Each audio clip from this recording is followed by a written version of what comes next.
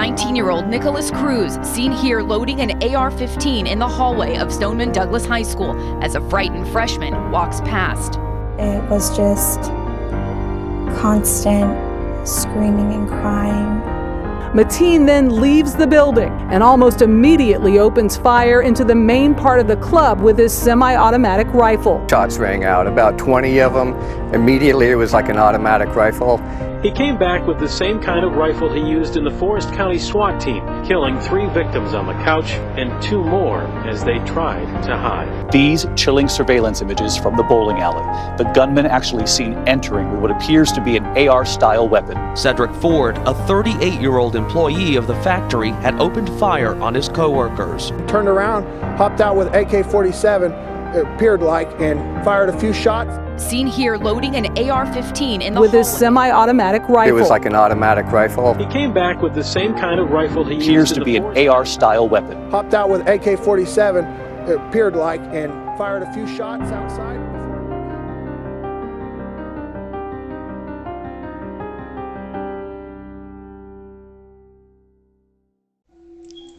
According to the Everytown Research website, 125 people in the US are killed by guns each day. This figure includes both accidental deaths and intentional killings. And more than twice as many are shot and wounded. You know those big lecture halls on campus? The ones that seat about 100, 120 people, or even 200? Imagine every seat filled. Then imagine each person in those chairs gone by tomorrow. That's something in America that happens every single day.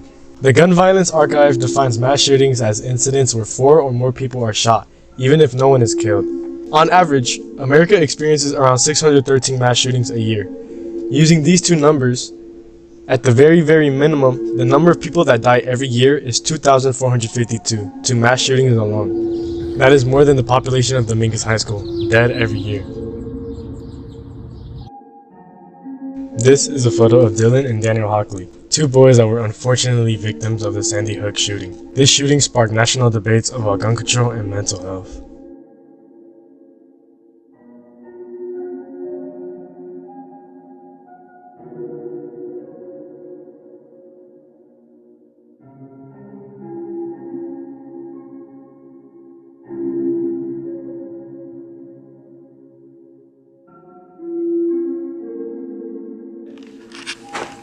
I do believe that guns should be harder to get. Well, as long as you're of age, you have an ID, anybody can get a gun. As long as you're not a felon, that's kind of ridiculous. At least there should be a longer wait time so someone just can't get a gun and go out the next day and use it. It's difficult to pin down a precise demographic of those who support stricter gun laws, especially with so many conflicting and manipulated statistics. But one thing is certain, most Americans support banning assault weapons. I think right now there's too much accessibility to guns. I think there should be stricter gun laws, background checks. We should have to go through a whole process to renew your gun license, as well as the ability to ensure whether or not you are someone who has the mental capacity to own and operate a gun. Many Americans believe that banning or heavily restricting firearms, especially semi-automatic rifles, goes against the Second Amendment, which guarantees the right to keep and bear arms.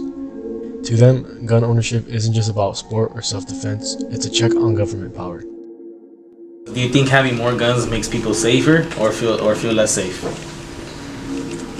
I think it's less safe. Oftentimes, people are killed with their own gun. There are smart gun owners, and then there's unsafe, not so smart gun owners, so it's all individual based.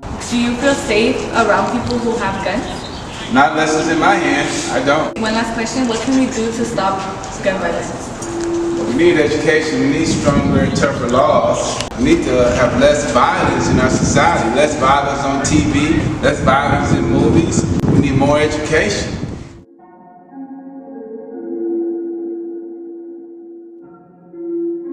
After 35 people were killed in the 1996 Port Arthur massacre, Australia responded fast.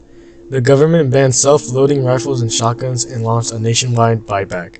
Over 643,000 guns were turned in, funded by a temporary Medicare tax. Since then, mass shootings have become extremely rare in Australia. After the 1996 Dunblane school shooting, where 16 children and a teacher were killed, the UK passed some of the strictest gun laws in the world. Handguns were banned and private ownership became heavily restricted. The UK hasn't had a school shooting since. I think gun violence needs to be stopped. It needs to be abated. It needs to be ended.